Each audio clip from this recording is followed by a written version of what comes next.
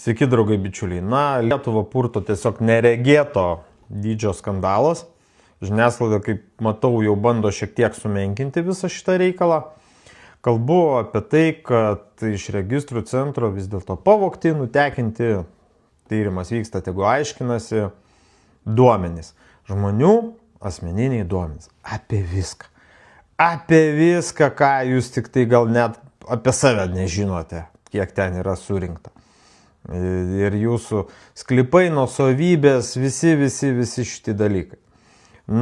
Ir bandoma pasakyti, oi čia žinokit nieko tokio, nieko čia labai ir neatsitiko, nieko čia taip jau, negerai ir taip toliau. Bet dabar yra vienas momentas. Aš labai visiems rekomenduoju ir siūlau neapsiriboti tik tai to, jeigu jūs gausite pranešimą, kad jūsų duomenys buvo nutekinti. Kad ir negausite tokio pranešimo. Ir dabar pasakysiu, ką kiekvienas iš jūsų, tiesiog privalote padaryti dėl ir savo paties duomenų saugumo, nes maža kada informacija ta gali būti panaudota prieš jūs. Iš esmės, jūs pacituosiu gabaliuką net ir iš įstatymo. Kiekvienas duomenų subjektas turi teisę gauti informaciją. Kokie konkretūs duomenys buvo atskleisti, tai yra jūsų konkrečiai kas nutekėjo. Kada tiksliai vyko incidentas, kada jis buvo nustatytas, kas gavo prieigą, kokios buvo priežastys, kokios buvo pasekmės ir rizikos nustatytos, ar duomenys galėjo patekti į viešą erdvę. Elementariai jūs turite teisę šitų dalykų paklausti. Dabar yra dar vienas labai svarbus momentas.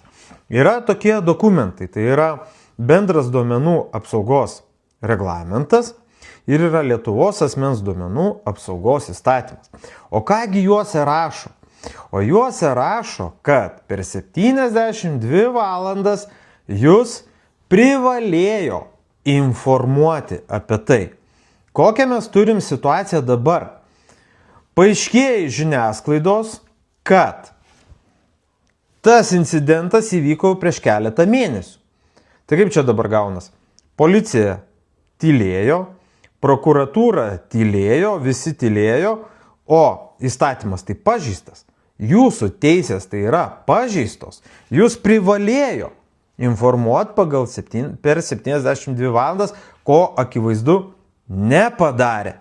Dabar prisiminkime CTB, irgi duomenų nutekėjimo skandalą, jeigu atsimenat, kiek čia piarino, kiek čia darė, žmonės susibūrė į bendruomenę ir padavė CTB į teismą ir kiek žinau prisiteisė kompensacijas. Jūs šiuo atveju lygiai taip pat turite teisę prisiteisti kompensaciją iš visų šitų. Ir kiek atsimenu, ta kompensacija, už kurią buvo už CTB sumokėta, ten pakankamai nemažai išmokėjo kiekviena, nes ta visa suma buvo nemaža. Tai vadovaujantis teismų praktika, o įstatymė dėl žalos atlyginimo, ypač nematerialinės žalos atlyginimo, yra vienas iš punktų, kuom nustatoma žala, tai yra teismų praktika. Taigi, CTB atvejais suformavo tam tikrą teismų praktiką su labai neblogom išmokom. Todėl visi galite kreiptis pradžiai į registrų centrą, po to į teismus dėl žalos atlyginimo. Kad ir keli šimtai eurų. Argi maišys, jeigu jie papildys jūsų sąskaitą ir jūs prisiteisite iš registrų centro. Todėl apačioj komentaruose, pačiam pirmam komentare, rasite nuorodą, galite atsisiųsti failiuką ir tiesiog įrašyti savo vardą, pavardę į tą failiuką ir galit pradžiai pirminį dalyką, tai yra jums reikalinga pateikti užklausą. Po to, kai jūs pateiksite užklausą, tada jau galite gavę atsakymą, ar tai teisminis procesas, ar dar kažkas tai turi įvykti. Taigi, dokumentą taip ir vadinasi tas dokumentas, kurį kėlėm, prašymas pateikti išsamią informaciją apie asmens duomenų saugumo incidentą.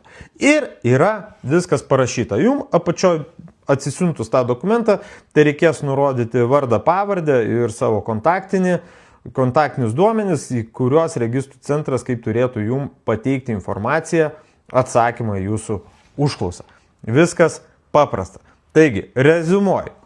Įvyko įsilaužimas, nuo visuomenės buvo tai nuslėpta, privalėjo informuoti per 72 valandas, bet to nepadarė ir pažeidė jūsų teises. Ir praktika išmokėjimo pinigų Lietuvoje yra. Kiekvienas, kieno nutekėjo duomenis, turite teisę ir prisiteisti, nežinau, sumą X, tai gali nuo kelių šimtų iki galbūt net ir kelių tūkstančių ta suma būti tokia. Taigi, tiek žinių raginu, nuorodą komentaruose, pakelsime į viršų, užeikit, paspauskit, atsisiųskit ir elektroniniu paštu galite registrų centrui parašyti. Taigi, valstybė, matot, nesimema priemonių registrų centras. Prisimint, buvo iš visgi cirkas, tada tipo ten lietus nuplovė serverius, dabar dar kažkokia nesąmonė, o registrų centrų vadovas tai iš vis pasakė, duokit 50 lemų, tada padarysiu, kad viskas gerai. O kiek lemų jau supompavo? Kiek milijonų į tai yra investuota? Dešimtis, gal net šimtai. Tai tik tai rodo, kad nieks iš tikro nieko nedaro, o tiesiog vagia pinigus. Tai va tiek žinių. Visiems gero vakaro, reaguosim, žiūrėsim, jeigu ką turit asmeninių atsiliepimų, ar jau susidūrėt, parašykit komentarą, pasižiūrėsim, analizuosim visus atvejus, bet pradžią padarom tokią. Iki.